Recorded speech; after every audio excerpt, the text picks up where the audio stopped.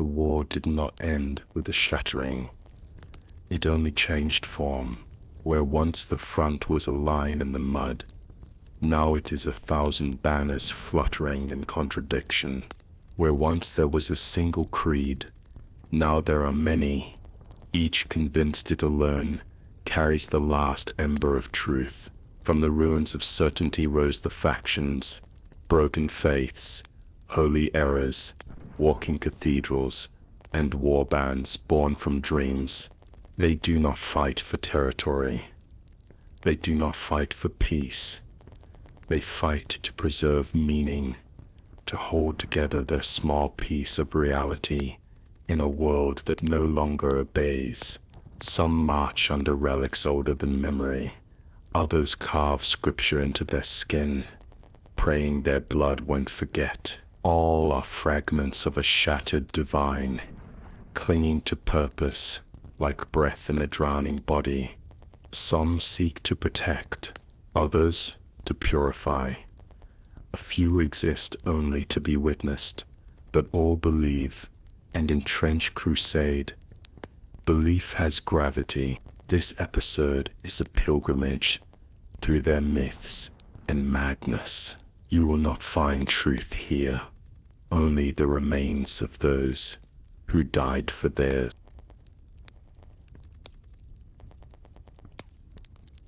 Chapter 1. Faith in Fragments. Before the factions had names, they were fractures, hairline cracks spreading across the face of belief. In the wake of the shattering, there was no silence, only confusion, splintering, and a desperate search for something that still made sense. The world had not only lost its shape, it had lost its story. Faith, once a unifying fire, had become 1,000 sparks, fleeing into the dark. Pilgrims wandered without maps. Commandments contradicted themselves. Entire units split over whether a vision was divine or deceitful, and still they marched, not toward victory, but toward clarity. Whatever that meant in a world where relics bled, scripture changed when spoken aloud, and the sky wept blood on days that weren't marked by any calendar. Some believed the war was a test, others a punishment. A few whispered that it was the true revelation, the moment humanity finally saw God's face, and it was fractured like theirs. It began slowly, a trench held by a unit that no longer recognized orders from command, a relic claimed by multiple sects, each willing to die to prove it was theirs, a sermon written in mud and blood, repeated so many times it became doctrine. At first, these were considered anomalies, glitches in an already broken war. But over time, they became patterns. Then patterns became identities. Then identities became factions. Each one was born from a question the old faith could no longer answer. What is holiness? When relics contradict scripture, what is authority? When the chain of command loops in on itself, what is reality? When 3 soldiers see 3 different miracles in the same moment. Some units renamed themselves, not as an act of rebellion, but of survival. A new name was a shield against doubt, a way to hold on to sanity when the war no longer offered meaning. These names were not chosen lightly. They were earned through suffering, vision, or the sheer endurance of belief. The Trench Pilgrims began as a unit that refused to leave their post after being forgotten by command. They held the line long after reinforcements stopped arriving, convinced their endurance was a form of worship. The Iron Sultanate emerged from engineers who rewired prayer into circuitry, building war machines powered by liturgy and steam. The Black Grail bled themselves to prove that salvation required sacrifice and that pain was a more honest gospel than peace. But not all factions sought clarity. Some embraced contradiction. The court of the seven-headed serpent preached 7 truths, each incompatible with the others. They claimed this was the only honest form of faith, to believe in what cannot be reconciled. Others were accidental, formed when a prophet bled out mid-sermon and his dying words became scripture, or when a battlefield hallucination was mistaken for divine instruction, or when a single soldier, bearing a misunderstood relic, walked long enough for others to follow. These were not organized schisms. They were eruptions, each one a flare of desperate belief, in a world too loud to hear a single truth. Some factions lasted days, others centuries. A few are still emerging, shaped by dreams, rumors, and battlefield myths.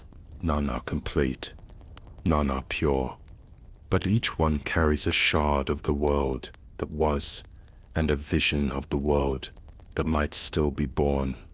This is what the war became, after the shattering, not a conflict of nations, but of meanings, not battles over land, but over memory, interpretation, and sacred geometry.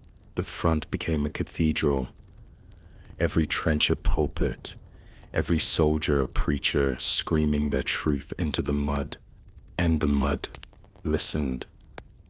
Sometimes the breakdown of unity was not a collapse, it was a blooming.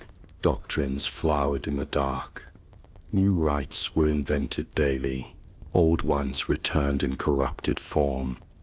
Soldiers performed rituals they couldn't explain, simply because they had seen others do it and lived. Faith became survival. Survival became liturgy. In some regiments, eating before battle was considered blasphemy. In others, it was required to chew a sliver of blessed bone before the first shot. Some lit candles in their rifle barrels. Others smeared ash across their eyes to see through heresy. No central authority remained to validate or deny these practices, and so they spread, mutated, solidified, 1,000 gospels written in blood, smoke, and repetition. The rise of factions was inevitable. In a world where communication had broken down, belief was all that remained to carry meaning across the trenches, and belief is rarely quiet. To understand the factions is to understand not their strategy, but their mythology, not their structure, but their sorrow. Each one is a response to a question that can no longer be asked aloud. Each one is an answer, screaming into a war that no longer listens. And yet they scream, because to stop would be to admit that nothing matters, that the war is not sacred, that the shattering was not divine, and that is a silence few are willing to accept. So they carry on. Pilgrims in a maze of fire and faith, fractures given form. The factions did not rise because someone planned them. They rose because people needed them. In a world where memory eroded like mud in the rain, having a name, an identity was a tether, a shape, a prayer in the dark that someone else might answer. Some groups drew their boundaries in blood, carving sigils into their skin and reciting liturgies that were never written down. Others formed around rituals passed between soldiers like sacred code, a gesture, a glance, a pattern of footfalls, These were not mere superstitions, they were how meaning survived. Entire platoons disappeared and re-emerged years later, changed beyond recognition, wearing different colors, chanting in forgotten tongues, bearing relics no one could name. Were they still the same? Or had the war rewritten them? There were whispers of units that turned to stone and still stood on the field, their bones rattling with scripture when the wind passed through, of banners that bled when touched, of saints so twisted by worship they had to be chained, lest their faith consume the very ground they stood on. In the time before the factions, madness was a personal failing. Now it was doctrine, and doctrine, once agreed upon, became reality, at least for those who believed in it hard enough to die. These were not errors. They were the natural evolution of a war that had outlived its own premise. When nothing is certain, faith becomes the last architecture, and when faith diverges, it builds cities in the mud. Some say there are places where all the factions overlap, lines of contradiction, where relics from rival doctrines sit side by side. No one dares move them. No one speaks within their boundaries. It is said that these places hum, not with energy, but with memory. Other rumors speak of the factionless, pilgrims who walk the trenches alone, nameless, unaffiliated, bearing only silence. They are not trusted. Some believe they are heretics who lost their faith.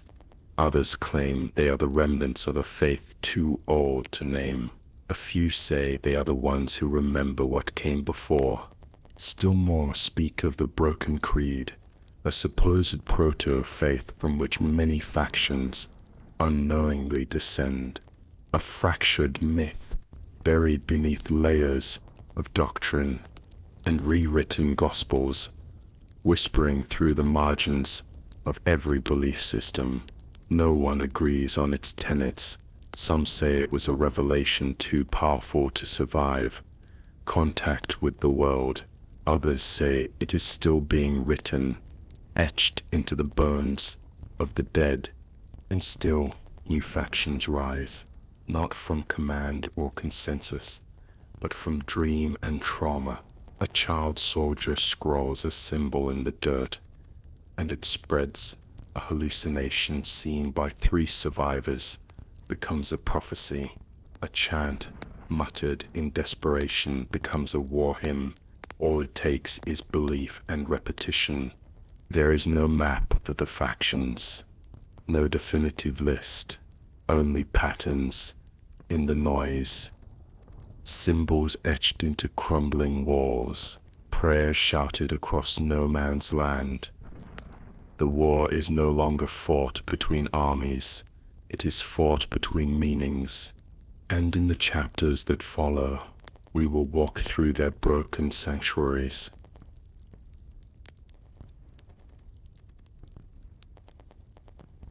Chapter 2. The Trench Pilgrims. They are not an army. They are a procession. The Trench Pilgrims do not charge, flank, or retreat. They move forward, always forward, as if driven by something older than orders, older than war. Some say they no longer understand the concept of maneuver, that tactics are heresy, that deviation is doubt, that their march is a sermon. In the aftermath of the shattering, as faith fractured and command crumbled, there were units that held their position long after reinforcements stopped arriving. Days passed, then weeks. The radios went silent, the maps became meaningless, and still they stood, not because they were told to, but because they believed someone would return, that their station was sacred, that their endurance meant something. When no one came, they dug deeper. They sanctified their trenches. They hung relics from bayonets and whispered prayers into their gas masks. They treated mud like holy water. When food ran out, they fasted in reverence. When ammunition dwindled, they recited psalms between each shot. When the wounded screamed, they held them like saints. By the time they began to march, they were no longer soldiers in any traditional sense. They had become something else, custodians of meaning, bearers of persistence, relics wrapped in flesh. Their uniforms faded, but their rituals hardened. Every step became scripture. Every casualty, a passage. No one knows how many trench pilgrims exist.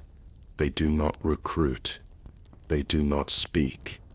They simply appear single file, always in motion, following paths no cartographer can trace. Some march barefoot across no man's land. Others drag relic-laden carts behind them. A few carry broken radios pressed to their ears, listening for lost commands they will never hear again. Their presence is not always met with reverence. Some commanders view them as liabilities, their presence a disruption to strategy and morale. Others see them as omens, walking prophecies that the war is no longer a contest of force, but of will. In some sectors, soldiers abandon their posts to join the procession, casting aside insignias and names to become pilgrims. In others, the sight of them provokes panic. There are reports of entire regiments retreating at the mere approach of the procession, unnerved by the silence and certainty that trails behind them. The pilgrims do not respond to hostility. They neither flee nor retaliate. If fired upon, they do not break formation. If obstructed, they simply stop and wait, sometimes for minutes, sometimes for weeks, always in silence, always with their eyes fixed on the horizon. They are not without defense. While they carry few conventional weapons, each is trained in what has come to be called the ritual of stillness, a stance so unwavering that bullets seem to miss by reverence alone. Some say the war avoids them, that the mud recognizes their tread and offers passage, that their relics, fragments of saints, blooded bayonets, shattered icons, project a field of meaning that disrupts targeting systems and jams heretical frequencies. They do not worship a god, or if they do, it has no name. Their prayers are not spoken, but enacted. Their doctrine is endurance. Their gospel is survival. Their holy text is the war itself, read not in lines but in wounds, absences and scars. Each trench they pass becomes a shrine, each fallen comrade a martyr, each step a recitation. There are stories of what happens when a trench pilgrim dies, that they do not bleed, that they exhale relics, that the dirt beneath them glows with remembered orders. Some say the dead pilgrims rise again, but not as corpses, rather as statues, frozen mid-step, ossified by belief, too sacred to decay. Others tell of entire battlegrounds transformed by their passage. Trenches once drowned in blood bloom with strange flowers. Relics, long thought lost, resurface in their wake. Voices once maddened by static speak clearly for moments after the procession moves through. The dead are found posed in positions of prayer, even those who never believed. The most devout claim that the trench pilgrims carry within them the last unbroken memory of the old faith, that their silence is not emptiness, but preservation, that they remember the orders that once bound humanity to purpose, and that by walking they keep those orders alive. But others argue the opposite, that the Pilgrims are not preservers of faith, but its final evolution, that they have moved beyond the need for symbols, dogma, even gods, that they are belief stripped of language, doctrine boiled down to motion, a prayer that cannot be misheard because it is never spoken. Their arrival is rarely announced. There is no herald, no sound, only a shift in atmosphere, a thickening of silence, a tension in the air like held breath, then shapes in the distance, figures wrapped in ragged uniforms and relic-laden belts. Some wear helmets that have fused to their skulls, others carry relics that glow faintly with remembered warmth.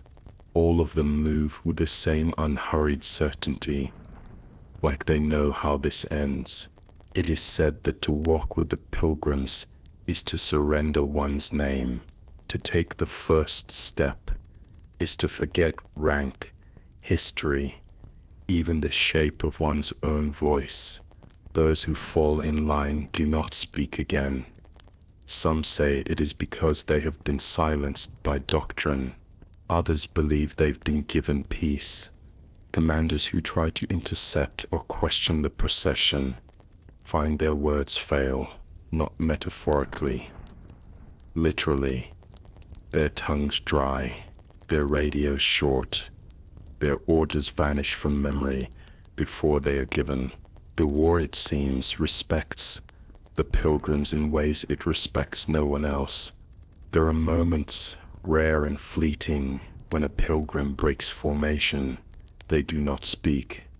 They simply step forward and press an object into someone's hand, a tooth, a coin, a rusted bullet. These gifts are never explained, but always significant. Those who receive them often change. Some abandon their posts. Others become prophets. A few are found days later, eyes wide, mouth filled with scripture, unable to die. The origin of the Trench Pilgrims is unknown. Some claim they were once a special forces unit abandoned behind enemy lines, kept alive by blind faith and broken orders. Others say they were never soldiers to begin with, that they are survivors of a pre-war cult, now returned to walk the sacred pathways they once prophesied. In truth, there is no one origin. The Pilgrims are a pattern, not a faction, a response, not a strategy.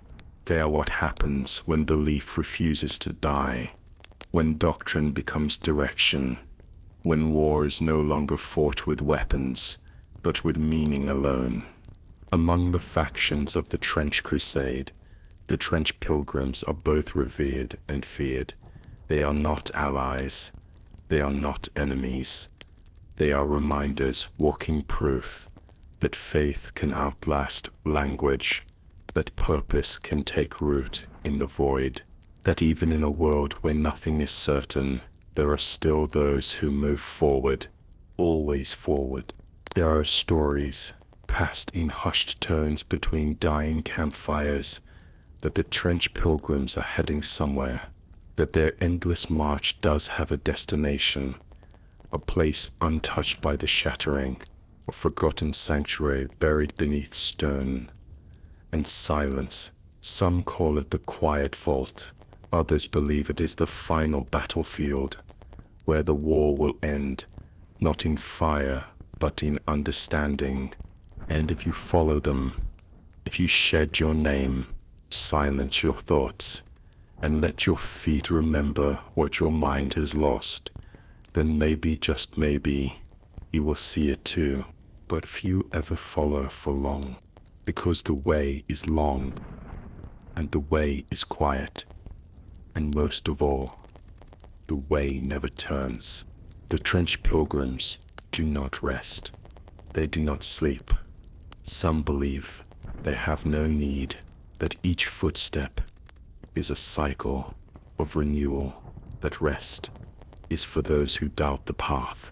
Others believe that when they sleep, the war itself goes silent for a moment, that artillery shells fall inert, that screams are hushed, that command lines go quiet, as if the very world waits for their eyes to open again, and when they rise, it resumes, more brutal, more uncertain, more desperate, but they never sleep for long. It is said the oldest among them, the ones who have marched since the earliest days of the war, are no longer truly human, that their bones have calcified into relics, that their skin is lined with scripture, that their hearts beat not with blood, but with memory. They are revered, not for their wisdom, but for their motion. Their truth lies not in words, but in direction. Some factions try to mimic them. They form processions, rituals of silence, parades of prayer, but it is never the same. There is something missing, some depth of conviction, some invisible wound that the true pilgrims carry without pride. For the trench pilgrims do not boast, they do not convert, they do not explain, they only walk through ash, through fire, through forgotten cities and shattered cathedrals, always forward, never back. And though the war may not understand them, it does not stop them. That perhaps is their greatest miracle. And so, the question remains, where are they going? What end do they seek in a war without end? The only answer lies in the silence between their footsteps, in the weight of their gaze, in the way the world seems to pause when they pass. They are not an army. They are a procession. And the procession never ends.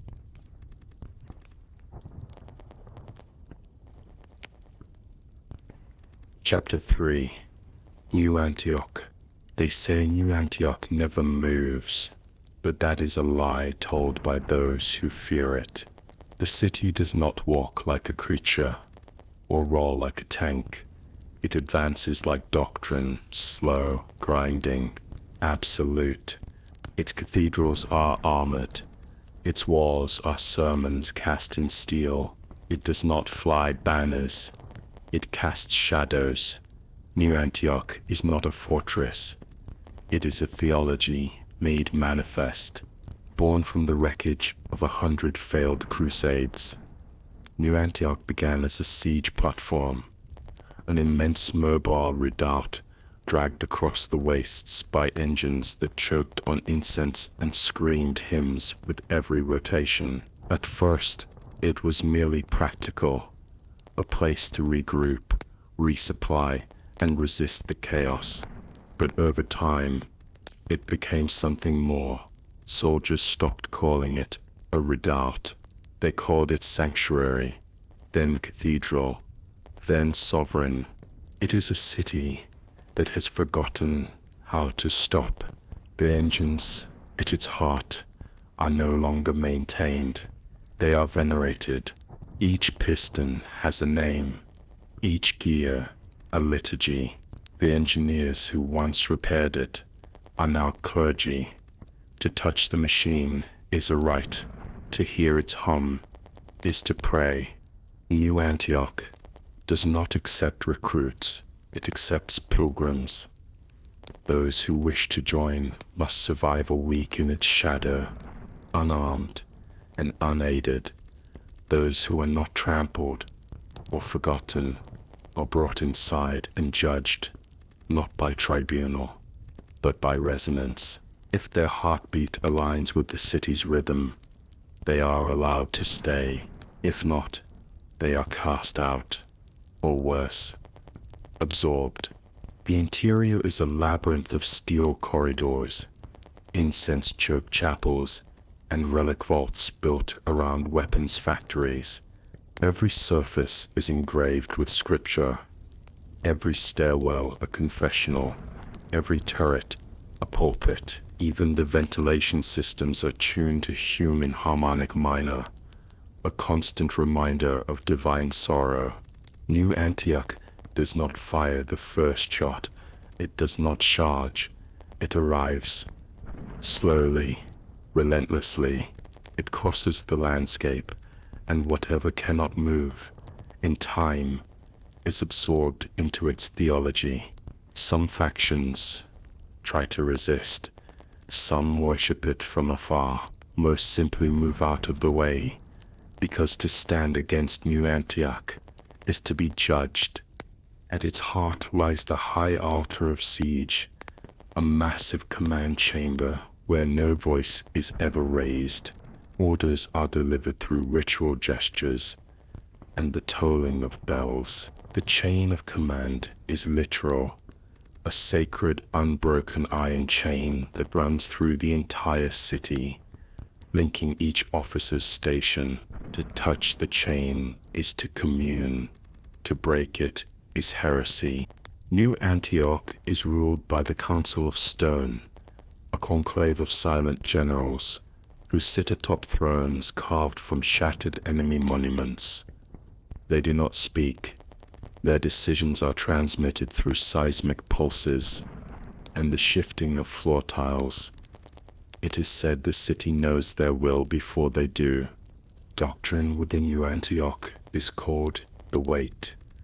Every citizen must bear a portion of it. Physically, scrolls of scripture are worn as armor. Holy texts are etched onto pauldrons. Even children carry slates of metal inscribed with battle psalms. The heavier the scripture, the more devout the bearer. Suffering is not punishment. It is calibration. New Antioch's armies do not shout, they chant. The deep, low-frequency resonance that unnerves enemies and calms allies. Their armor is built to echo it, turning every soldier into a bell of war. In they march, the sound can be felt miles away. A pressure in the chest, a vibration in the teeth. For some, it causes visions. For others, surrender. The soldiers of New Antioch are called keepers, not warriors, not crusaders. Keepers. They do not believe in victory, only in containment. Their mission is not to end the war, but to preserve the sacred within it, to ensure that no heresy goes unopposed, that no relic is lost, that no act of defiance is forgotten. Each keeper carries a codex strapped to their chest, a living document that records their deeds in real time. Scribes follow each battalion, updating the texts as battles unfold. If a keeper falls, their codex is retrieved, sanctified and added to the archive of burden. It is said that when the archive is full, the war will end. New Antioch builds not outposts, but annexes, modular extensions of its theology, bolted into the ground and left behind like spores. These annexes emit low, constant sermons via vox chambers and flame towers. Over time, they attract pilgrims, cults, even rival factions. Many become new cities, some implode into heresies.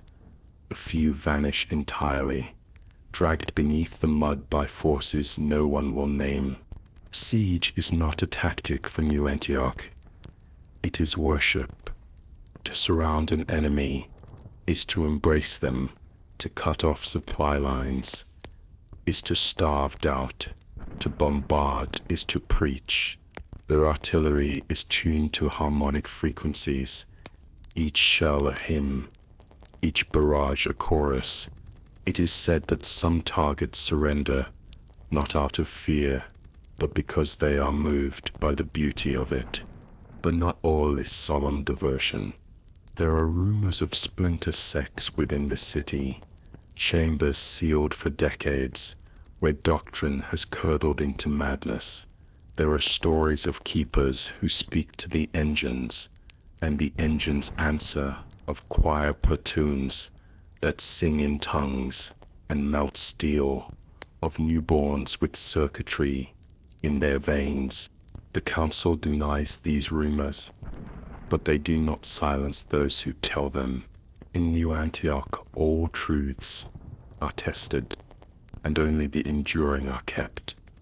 Heresy is not destroyed, it is weighed. If it cannot carry the weight, it collapses. If it does, it becomes doctrine. There is no democracy in New Antioch, only resonance. If your beliefs vibrate at the right frequency, they spread. If not, they die unheard. The city's advance is slow, but deliberate. Every year, it moves 1 mile forward, no more, no less. This pace is sacred, a rhythm that cannot be altered, even when under attack. New Antioch does not break stride. To hasten is to doubt the doctrine. To stop is to reject it. Enemies who capture parts of the city quickly find themselves changed. Its walls whisper scripture. Its shadows crawl with memory. There are no blank surfaces, only untranslated symbols. Even breathing the air for too long causes dreams of machines that preach, of battles that never happened, of gods made of architecture. It is said that New Antioch is alive, not in the way of beasts, but in the way of prophecy, that it remembers every step, every command, every death, that the chain of command is not just a tool, but a spinal cord, that the city itself is the last saint. And if that is true, then its destination must also be sacred. No one knows where New Antioch is going. It charts no course. It gives no warning, but it moves with purpose, a slow exhale across the wastelands, a sermon without end. Some believe it seeks the first cathedral, a mythical place said to contain the original command. Others think it is running from something it once contained, a failed god, a broken law, a forgotten truth. But most believe it simply walks because it must, because stopping would mean admitting that the war has no center, that faith is just momentum, that theology is just motion applied to memory. New Antioch will not stop. It cannot, and in its wake, it leaves not peace, but pause, a stillness filled with echoes, a silence where once there was only fire. And if you listen closely, you can hear it coming, not in the wind, not in the earth, but in your bones, because doctrine moves, and now it moves through you.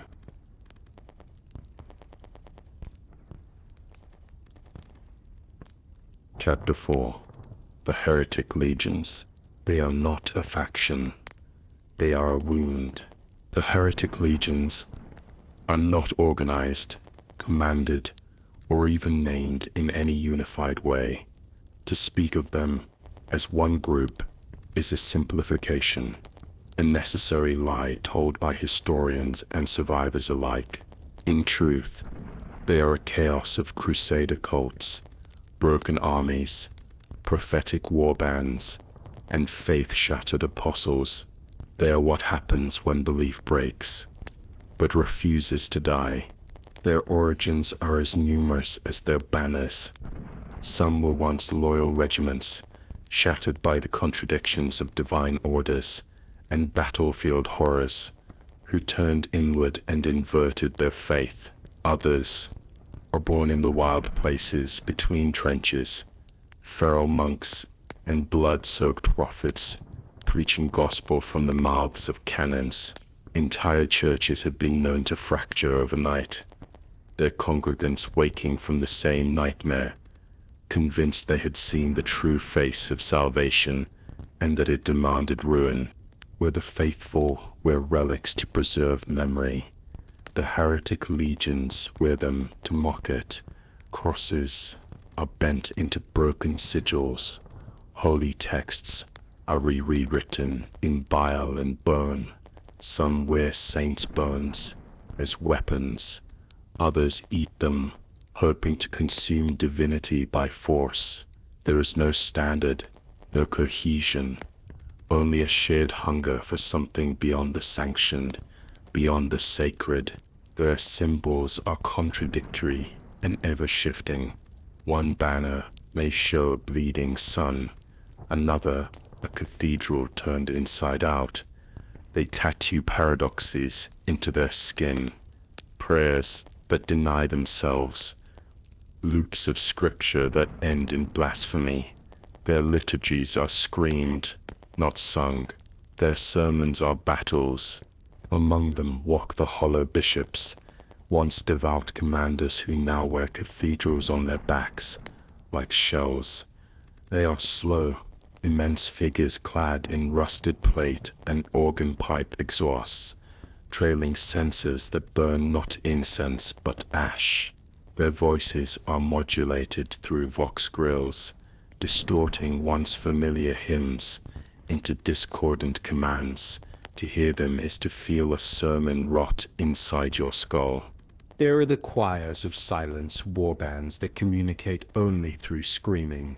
Each scream is a code, a verse, a judgment. They are known to begin battles with hours of shrieking, standing still in lines as their voices crack and bleed, summoning a kind of sacred horror before the first shot is fired.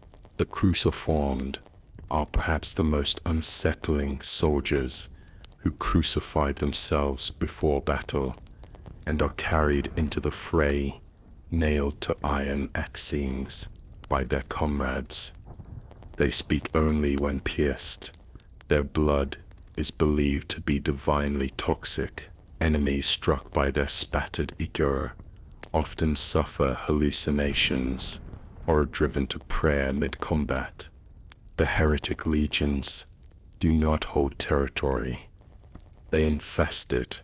The battlefields they touch becomes a shrine of contradiction. Trenches fill with inverted altars. Relics sprout teeth. Bibles cry out when opened. Even the dead turn wrong. Limbs bent in prayer to gods no one remembers. Faces contorted into symbols that loop back on themselves. Their rituals are vast and incomprehensible.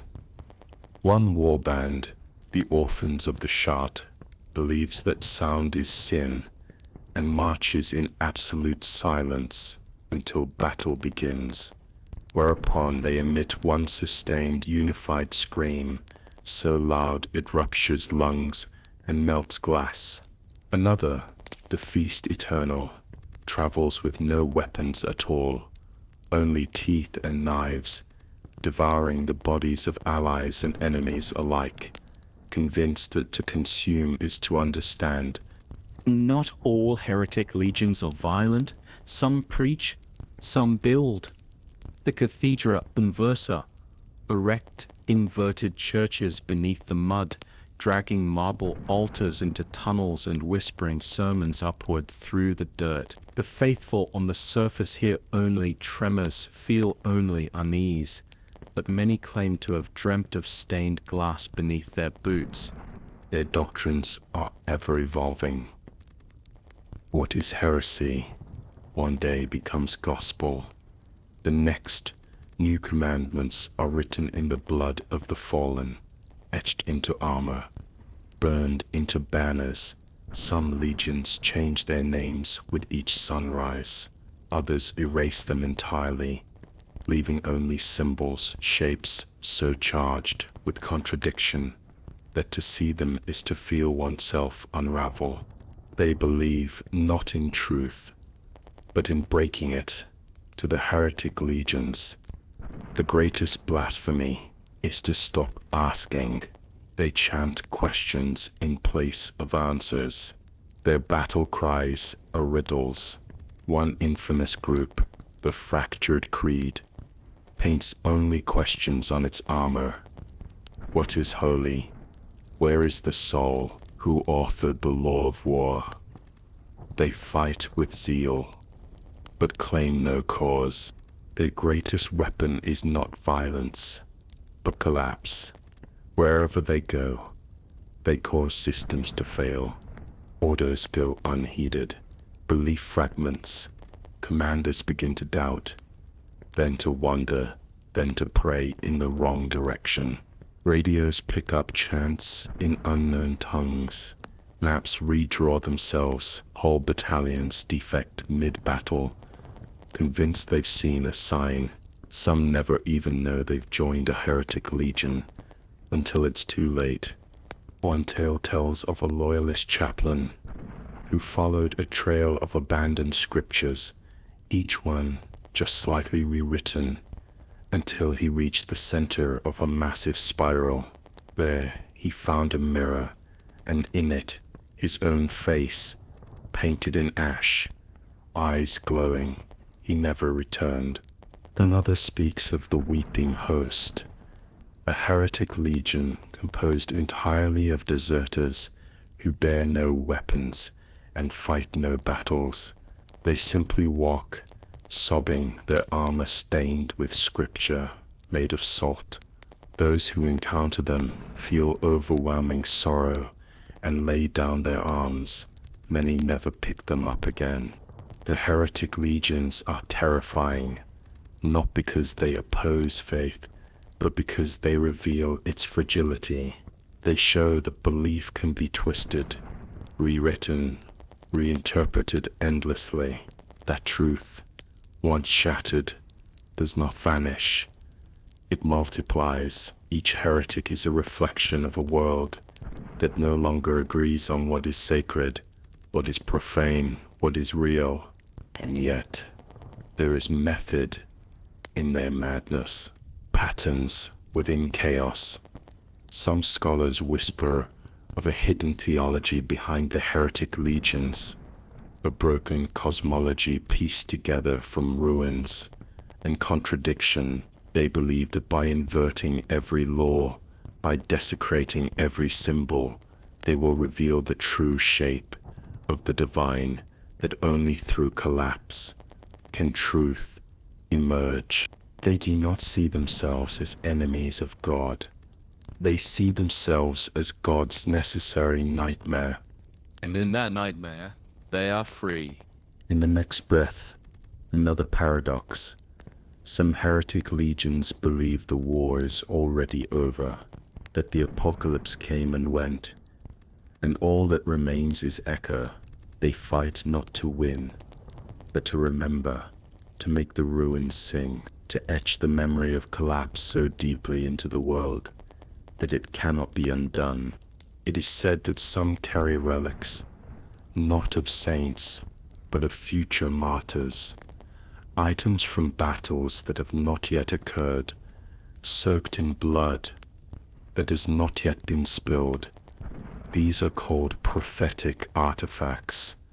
To touch one is to weep. To wield one is to cease aging. To destroy one is to forget the moment ever existed. And still, they grow. The heretic legions do not recruit. They infect. Despair breeds scripture. Doubt begets doctrine. Every lost soldier, every broken prayer, every unanswered plea is a seed, and heresy, like mold, needs only darkness and time. They are not a faction, they are a wound, and the wound is still bleeding.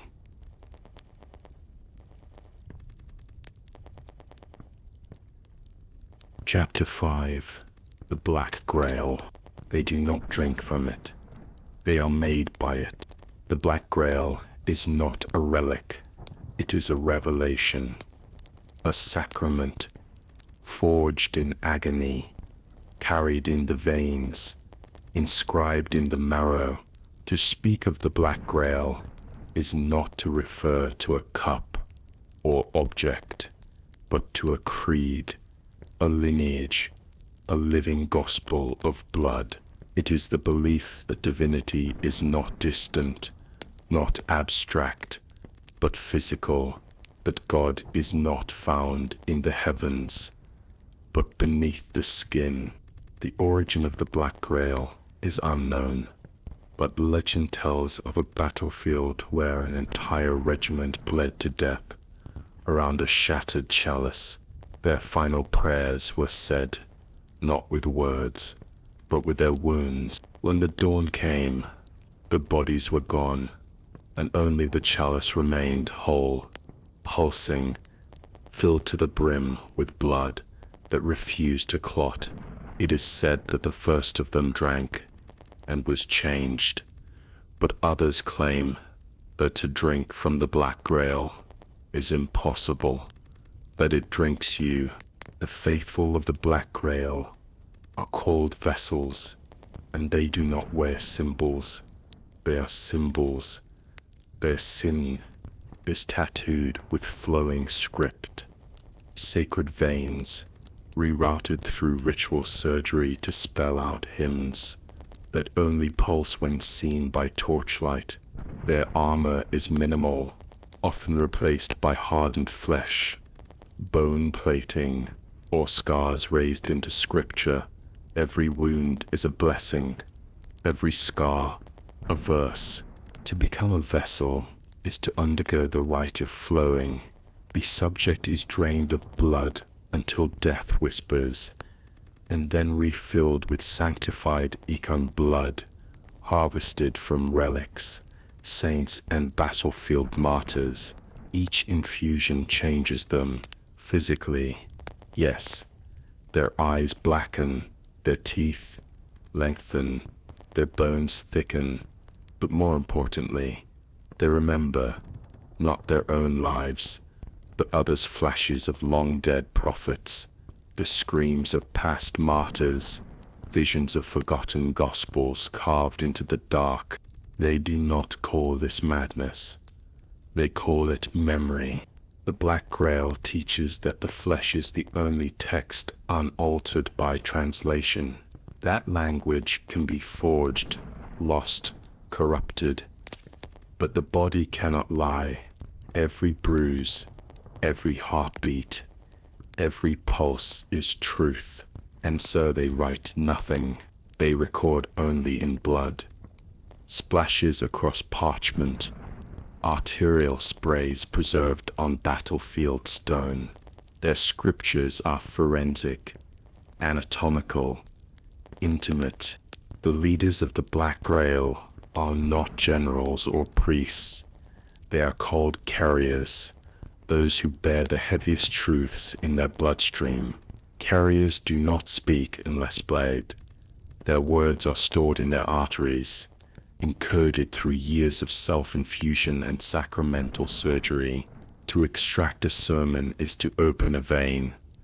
Some battles are begun not with trumpet or shout, but with the quiet cut of a carrier's wrist and the flowing of sacred words across the mud. Ritual plays a central role in their warfare. Before battle, vessels anoint each other with oils derived from marrow, whispering blessings, not into ears, but into open wounds. They fight with blades coated in their own blood, believing that to wound another is to share revelation. Some of their weapons are living limbs, transformed into biosacred extensions, tendrils grown from bones, muscles hardened into cruciform spears. They do not fear pain. They cultivate it. To suffer is to know. To bleed is to teach. Entire squads chant hymns, or flaying themselves mid-charge, the blood arcing like fire across the battlefield. Their enemies often hesitate, not out of fear, but confusion. That what they face does not resemble war. It resembles worship. There are rumors of sanctums, underground temples built of calcified limbs and ossified blood, where vessels meditate in silence for years, their bodies petrifying into statues of theological precision. These places are avoided by all. It is said that to step too close is to feel your heartbeat shift, your blood rebel, your veins whisper heresy. Some vessels are chosen for transformation through rituals known only to the highest carriers. They are reshaped into living icons.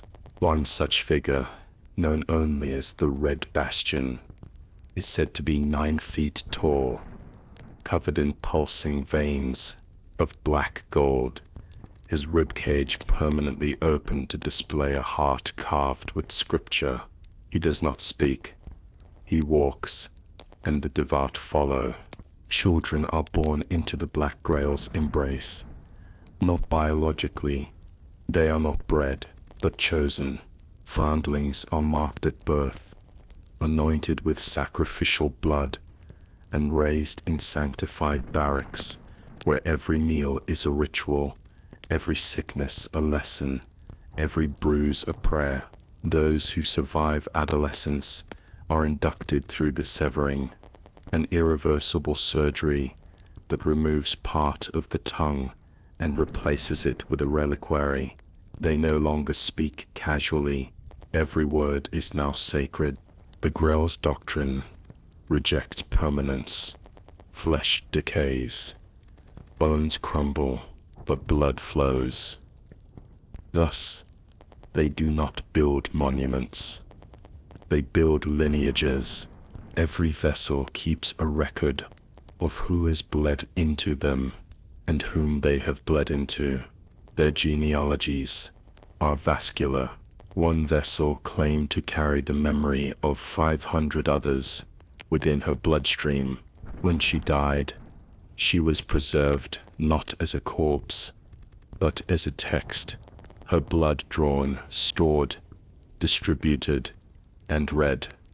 Some factions barter with the Black Grail, trading relics for sacraments. Others go to war against them, declaring their faith grotesque. But even these enemies hesitate to destroy the Grail's altars. There is something terrifying about the sanctity of the body made so literal, something undeniable in the gravity of belief you can smell, taste, and feel between your teeth. Vessels are not immortal, but death rarely ends them. It is common for a fallen Grail warrior to be drained by their comrades, their blood saved and passed on.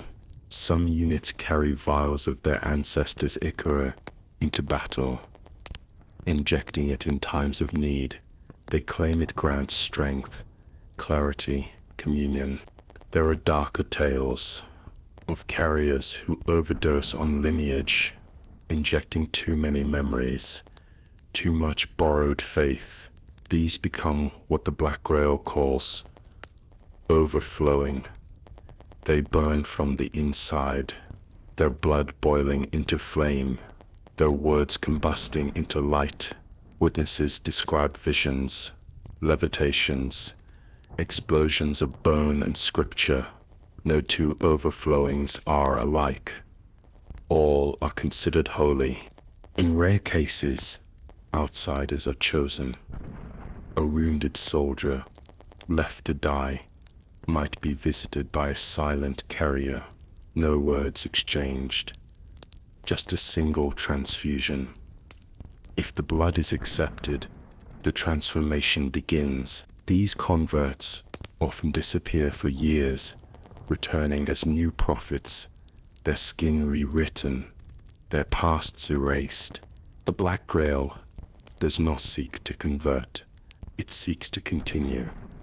The blood must flow, the gospel must expand, and if it seeps into the enemy, so be it. That too is sanctification. They do not drink from the Grail, they become it.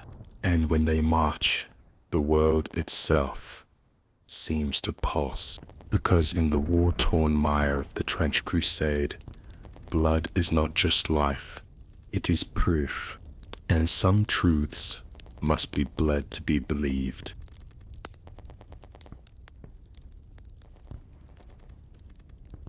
Chapter 6. The Iron Sultanate.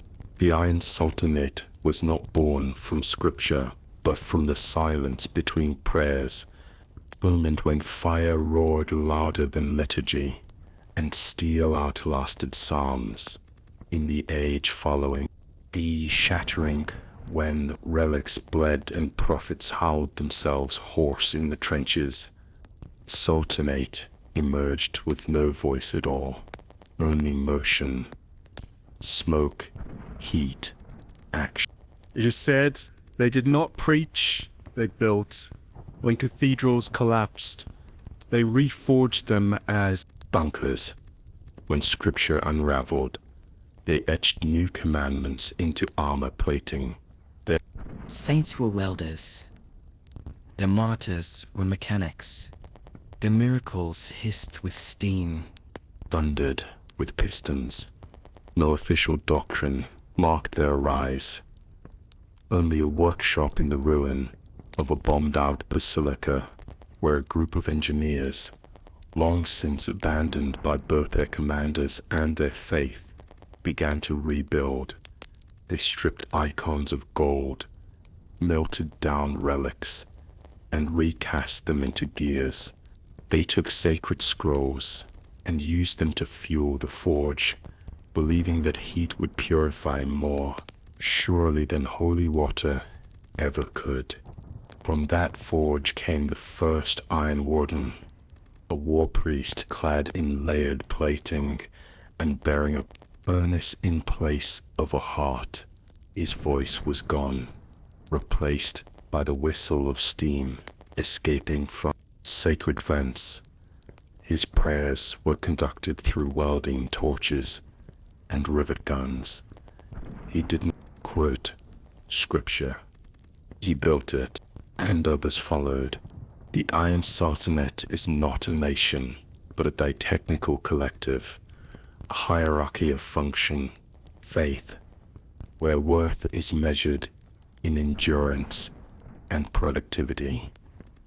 They believe salvation must be earned through construction, that the divine reveals itself through blueprints, and that every properly forged bolt is a silent hymn.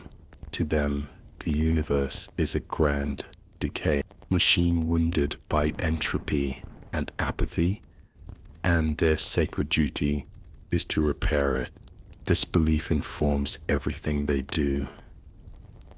Their uniforms are standardized not for efficiency, but to erase individuality, each follower a cog in the divine engine. Their symbols are not crosses, but sprockets, smokestacks, and hammers encircled by scripture etched in molten metal. Even their sacraments are mechanical, baptisms in oil, confirmations by flame, last rites administered by the closing of pressure seals. It is said that every Iron Warden carries within them a codex of schematics believed to be fragments of divine design. These blueprints are never shown to outsiders, and many doubt they even exist, but the Sultanate treats them as gospel, constructing strange engines, spires, and walking sanctuaries based on their patterns. When one fails, it is not discarded, it is refined, reinterpreted, and rebuilt. Failure is not heresy, but an invitation to iterate. Their theology is obsessed with process, perfection, is impossible, but progress is sacred. Stop building is to betray the divine. Stagnation is sin. Within the Iron Sultanate, there are no traditional sermons. Instead, congregations gather in vast foundries to observe the consecration of machines. Sparks fly in place of incense. The pounding of metal serves as hymn. Chants are replaced by the steady rhythm of hydraulic limbs and the roar of combustion. Prayers, their war machines, are not simply tools. They are apostles.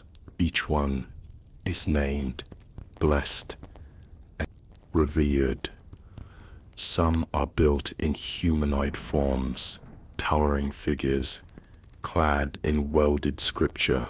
Others resemble crawling altars, dragged across battlefields by fervent engineers who see themselves not as soldiers, but as high priests of destruction.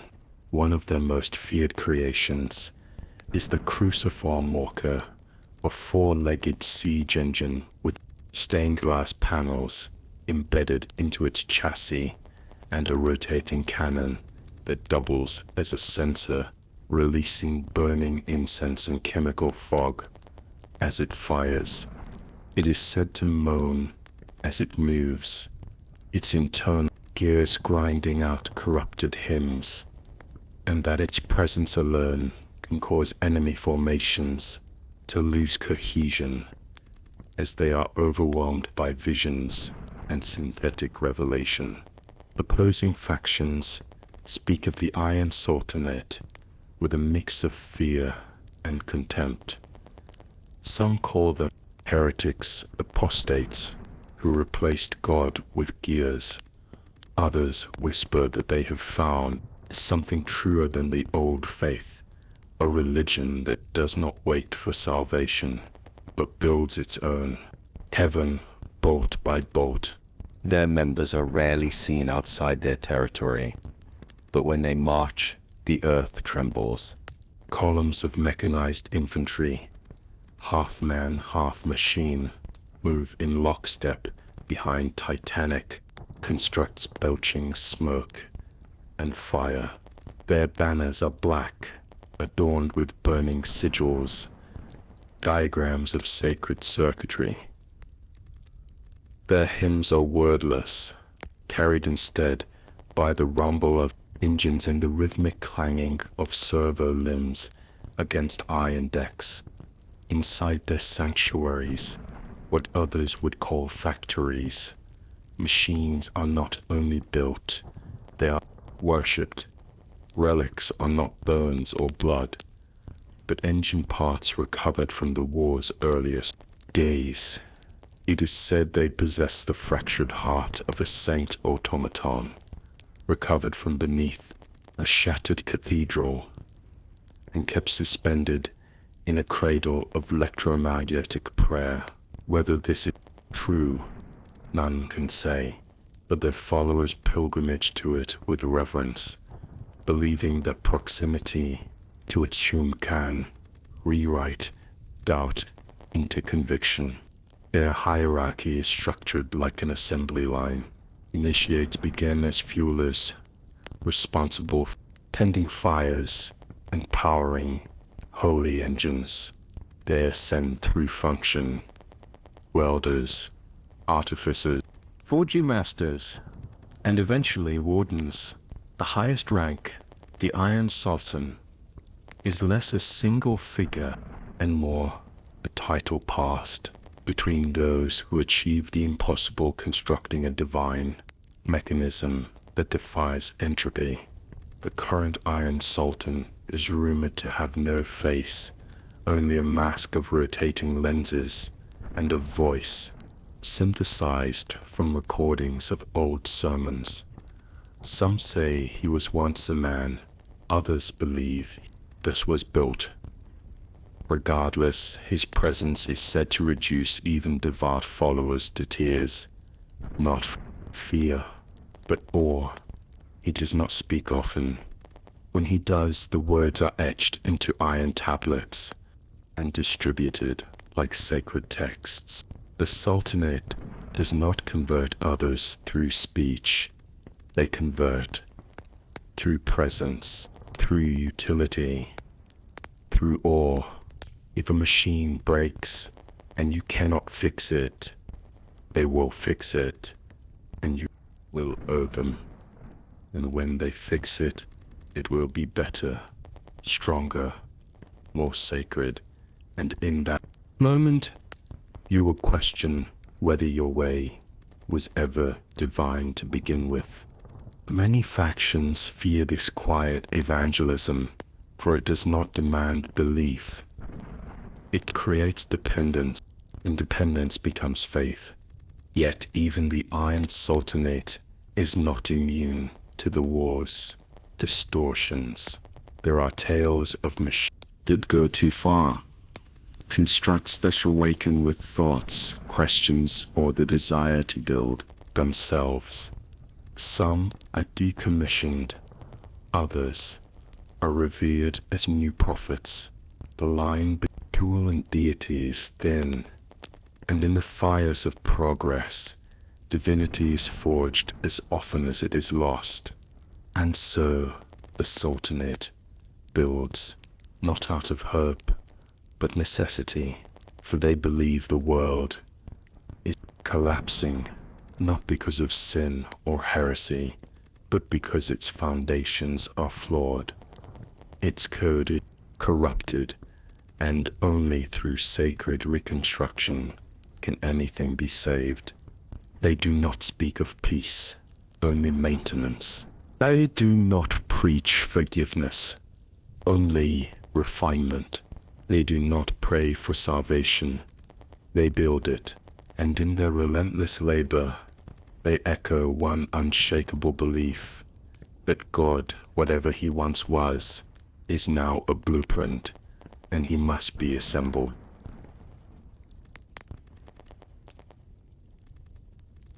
Chapter 7. The Court of the Seven-Headed Serpent. They call it a court, but it has no throne, no king, no center, only circles that turn inward, endlessly, like a snake devouring itself. Again and again, the Court of the Seven-Headed Serpent is not a faction in the traditional sense. It is a spiral of belief, a theology of contradictions, a cult born not from revelation but from recursion. They worship 7 truths, each incompatible with the others.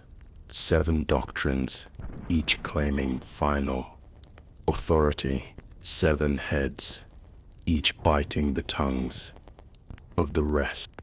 Some say the court began with a vision, a prophet who looked into a burning pool and saw 7 reflections of the divine, each one offering a different path to salvation. Others claim it started as a radical sect within New Antioch, a conclave unwilling to suppress conflicting revelations. Still others insist it has no origin at all, that it always existed, waiting behind the veil of logic, growing fat on doubt and feeding on paradox. Its members wear masks, not to conceal themselves, but to display shifting identities. Each mask, a doctrine, a voice, a revelation. A single priest may carry all 7, switching between them mid-sermon, contradicting their own words without hesitation. They believe that truth must be approached from every direction at once, even if that fractures the soul. Their sanctuaries are labyrinths. Their scriptures are riddles. Every corridor leads to another altar, another dogma. Every sermon ends not with truth, but with a question. Initiation is achieved not through understanding, but through disorientation. Those who emerge with their minds intact are said to be worthy of the first head. What that head represents depends entirely on who you ask. The court is unified, not by certainty, but by holy questions, repeated like mantras. What if heresy is a kind of faith? What if God changes his mind? What if every contradiction is a clue? What if truth is too large to fit in one voice? Their miracles are difficult to verify. Some are metaphor, some are hallucination, some are witnessed by hundreds, others vanish when recalled. Prophets bleed ink instead of blood. Relics glow only when disbelieved. One warrior claimed his rifle whispered alternate versions of scripture between shots. Another swore he saw his own death reflected in a mirror, held by a child with no face. Each of the 7 heads is said to represent an aspect of divine understanding or divine failure. Interpretations vary. Mercy, who absolves those who blaspheme. Wrath, who punishes those who obey. Doubt, who questions even the word question. Certainty, who speaks only lies, and in doing so reveals more than truth. Silence, who says nothing and is worshipped for it. Revelation, who dreams of new scriptures and wakes to find them real. Hunger, who devours all dogma, reducing belief to ash. Worshippers typically align with 1 or 2 heads. Those who attempt to embody all 7 are rare. They are either revered as saints or destroyed as unstable vectors of contagion. Their priests are not authorities, but orbits heresies, who serve as gravitational centers for the faithful. Each heresy espouses a gospel wholly different from the next.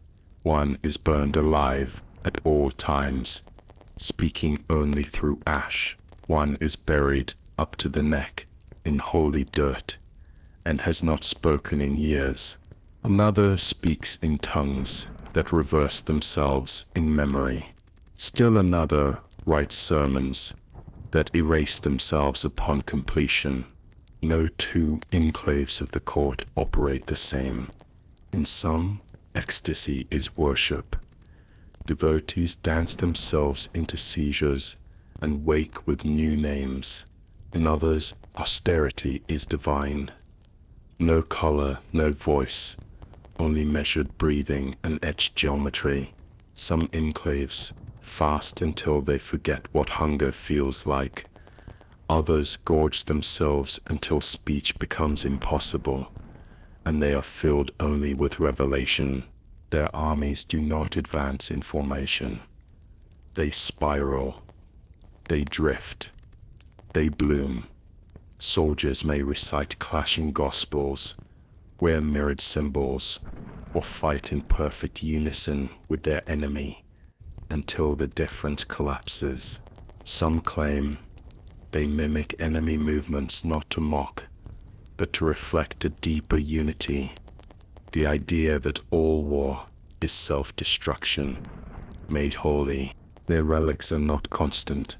The scroll of rewriting contains a different truth each time it's opened. One day it speaks of fire, the next, silence, the next, nothing at all. Some scribes have gone mad trying to chart the changes. Others worship the unpredictability itself, claiming that permanence is the greatest heresy. They possess relics that shatter grammar, that erase names. One blade is said to remove the concept of cause from any wound it inflicts. A bell rings only when no one is listening. A mask weeps the memories of its previous wearers and cannot be removed. They do not preach to outsiders. They suggest, they question. Doubt is their evangelism. and it spreads. A commander forgets why they give orders. A chaplain sees scripture rearranged in their dreams. A scout returns with a spiral burned into their hand and no memory of where it came from. In a world of contradictions, the court thrives.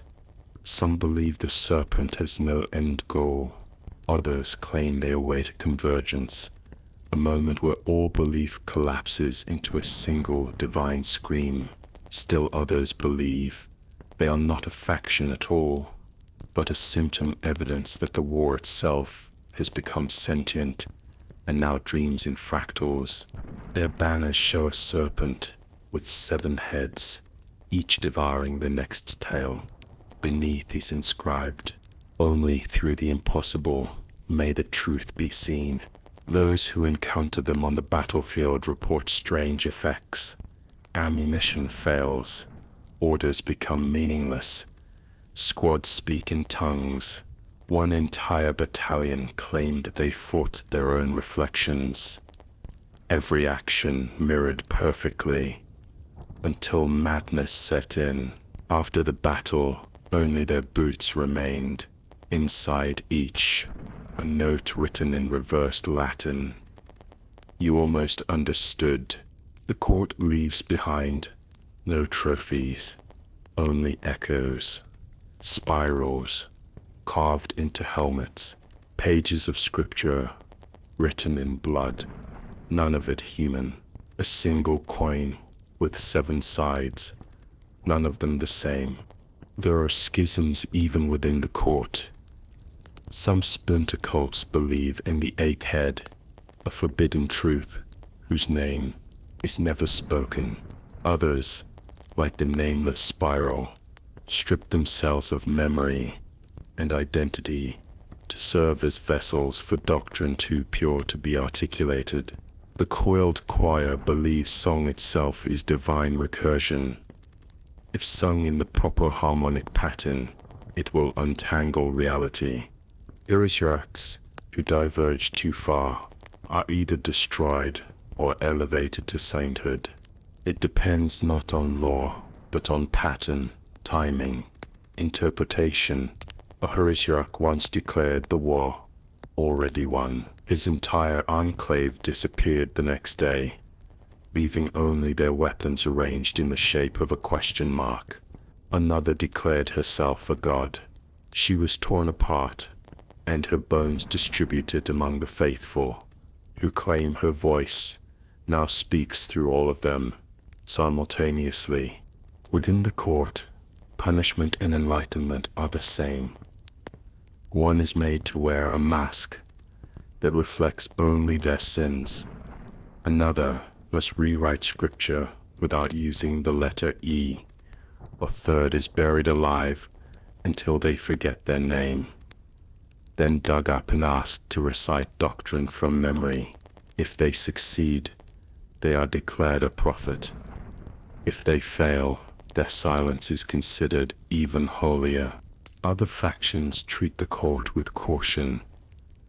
Some ban their symbols outright. Others send envoys, hoping to decode the riddle at the heart of their theology. All fail. All leave changed, and still the court grows. Some believe they already control key parts of the front, not through force, but by corruption of narrative, that their version of the war is being written slowly, subtly, into the minds of even their enemies, that in time, the truth they believe will be the only one left. They do not conquer, they do not convert, they spiral, they confuse, they reflect, and in a world unraveling at the seams, where every scream echoes differently, and faith wears too many faces, the serpent watches, the serpent whispers, and the serpent waits.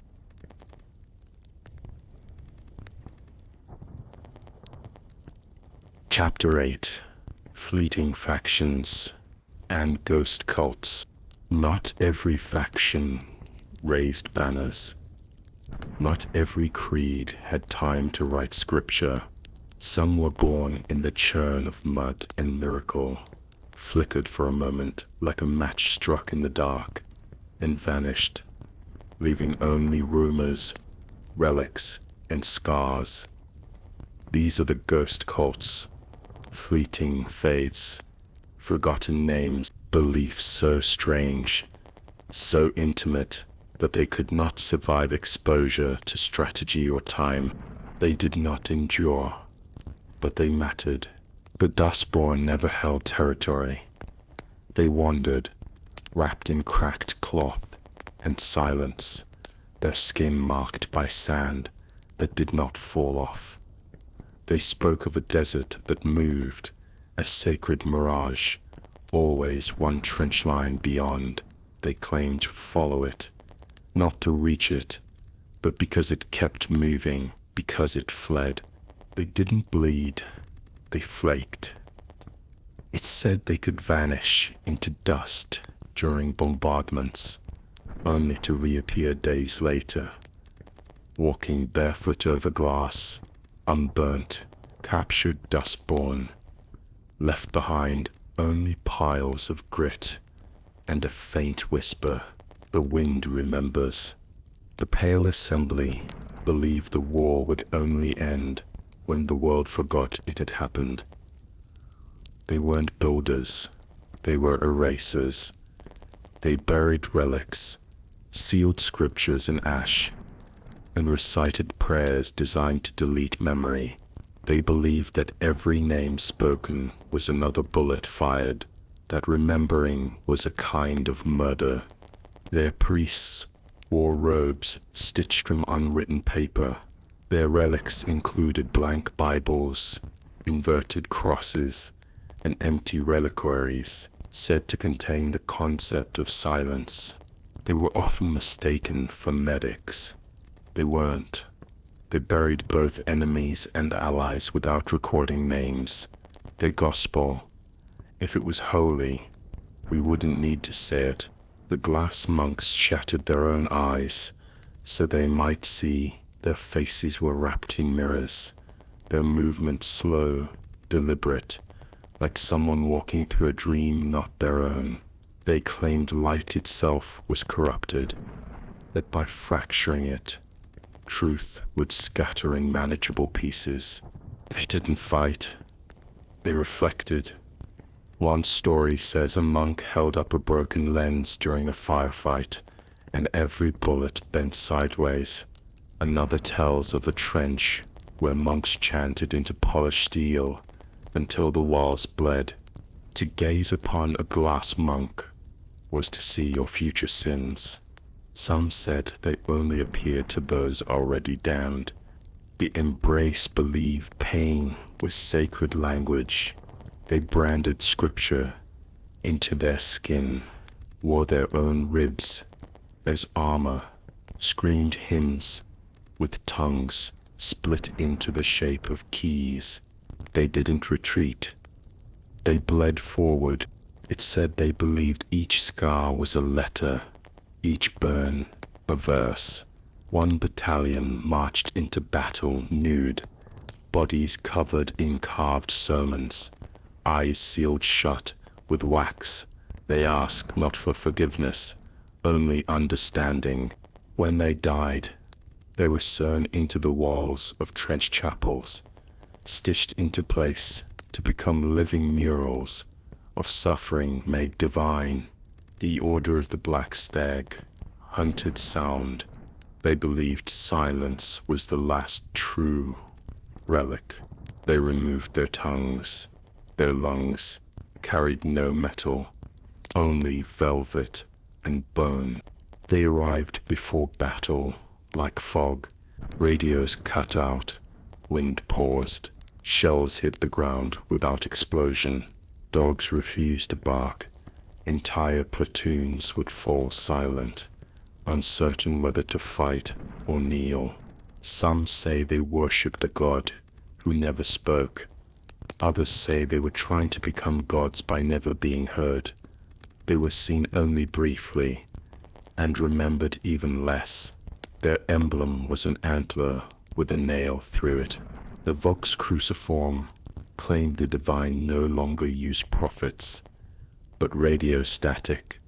Their wide antennae through their skulls fused their ribs to transmitters and prayed in harmonic bursts only the devout could decode.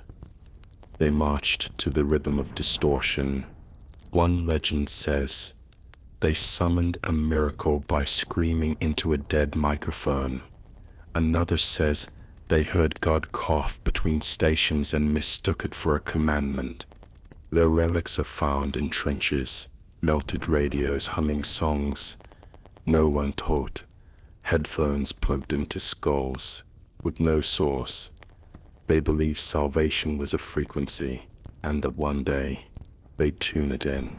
The coil sworn believed the war was a spiral, that time itself was looping, repeating, rephrasing. They wrapped copper around their limbs, wore their own hair as garland, and etched spirals into the earth wherever they walked. Their chants never ended, only folded. They often dug spiral trenches that led nowhere. Some claimed their relics were living coils of bone that pulsed in rhythm with forgotten hymns. They did not retreat. They recoiled, then struck again.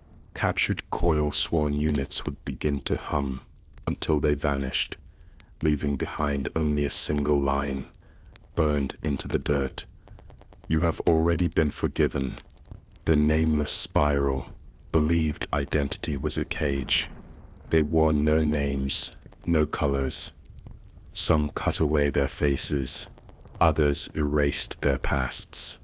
With drugs brewed from battlefield rot, they passed among other factions, like ghosts. One account tells of a soldier who spent months with a group he thought were his comrades, until they all vanished one morning, and he discovered he'd been alone the entire time.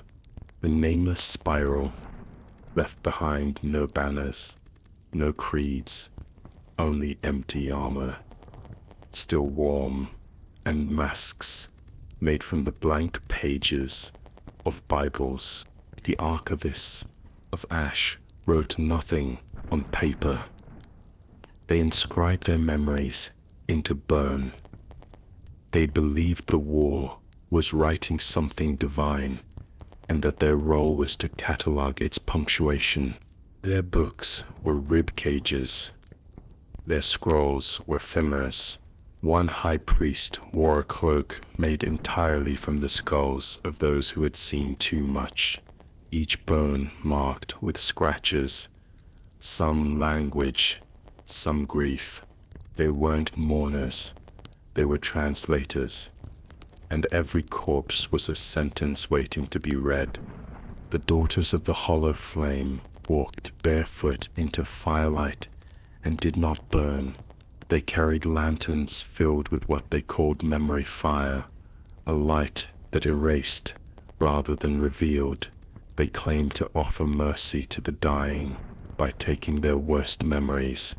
They were seen during bombardments, during the stillness between shellings, during nightmares, sometimes alone, sometimes in groups of 7. Their gospel was warmth. Their relics, lanterns that glow only when held by the grieving. They never spoke, but soldiers swore they left lighter. The howlers of mudlight emerged only at dusk. They howled, not in language, but in layered tone harmonics so deep they cracked helmets. They wore crowns of mud and glass, their voices tuned to sorrow. They believed dusk was sacred, the moment between memory and oblivion. Some say their howls could kill. Others say it simply made men remember too much. One trench collapsed from a sustained howl. Another lit up in phosphor blue, exposing every buried relic for miles. They left no bodies, only echoes and teeth. The script eaters devoured scripture, literally. They believed that consuming holy text allowed them to rewrite themselves. Their tongues were coated in ink, their teeth filed into quills. One story says, a squad of script eaters consumed an entire cathedral's worth of scripture, then spoke in tongues no one could interpret, but that caused truce wherever heard. They died young, choking on truth, but their bones, when exhumed, were said to whisper psalms. The saints of the last hour arrived at the edge of defeat, clad in armor made from refuse, faces smeared with ash. They fought like men who already knew the outcome. They didn't offer salvation, only punctuation. One account claims they appeared after a regiment was overrun, restored order, then vanished into smoke. Another says they carried clocks that ticked backward. They left behind nothing but a book, its pages blank, but warm to the touch. On the cover, when all things end, we will still be praying. There were the veil lickers, who claimed that blood could be used to peer into the hidden side of the war. They painted the insides of their eyelids, believed vision was a privilege, not a right. They walked blindfolded into fire and described things no one else saw. The flayed redeemers wore skin, not their own. They believed sins could be transferred like clothing, that if you bore enough of them, you could become holy. By contradiction, the Nocturne Fathers walked backward, always. They claimed time had abandoned them. They bathed in the oil of the dead and spoke only during eclipses. The children of the Third Silence believed sound had died 3 times in history, and they awaited the 4th. They sang into jars, buried bells, hummed lullabies that made dogs whimper. What binds all of these together is not doctrine, it is ephemerality, fragility. They were not factions meant to win wars, but ideas made flesh, dreams given uniforms, screams transcribed into ritual. Their stories come in fragments, helmet etchings, inverted crucifixes, a song hummed only in the last minutes before death. Some soldiers claim to have fought beside these cults. Others say they never existed. A few say they remember them being erased as they watched. Their rituals endure, not as practices, but as reflexes. A soldier who spits before every prayer, another who hums through nosebleeds. A trench wall painted with the same spiral, found half a world away. There are theories, of course. Some say these were divine errors, others cosmic experiments. Still others believe they were warnings, ideas sent into the world like test prayers. A few go further, claiming these cults weren't factions at all, but symptoms, the war's dreams, its guilt, its buried grief given body and motion.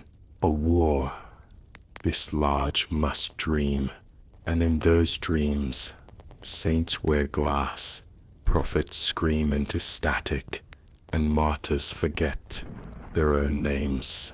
So why remember them? Because they were not strategy. They were faith, stripped of armor, faith, made raw, made desperate. They were what happens when belief refuses to die, even when the body does. They did not last, but in some ways, they are the most honest parts of the war.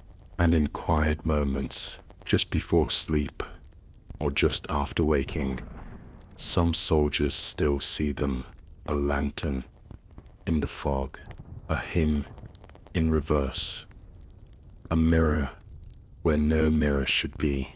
We call them ghost cults, but perhaps we are the ones who vanished.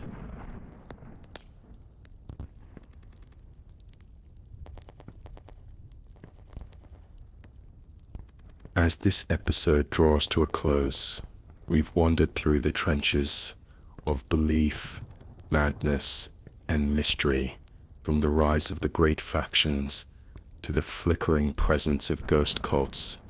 We've seen how the shattering not only broke the world, but fractured the very meaning of faith itself. These were not just soldiers, they were sermons in motion, fractured prayers, echoing in the dark. In episode 3, we'll descend deeper into the warped battlefront, where the war no longer obeys the rules of time, physics, or death itself. There we'll explore the cursed geography of the front lines, the impossible trenches, and the strange anomalies that have turned the land into a battlefield no map can chart. But for now, let this be the end of your waking journey. The rest of this video will be filled with the soft crackle of a fireplace and the distant rumble of a war that never ends. Ambient sounds to help you drift into rest. Let them carry you into sleep where maybe, just maybe, the war finally stops. Good night.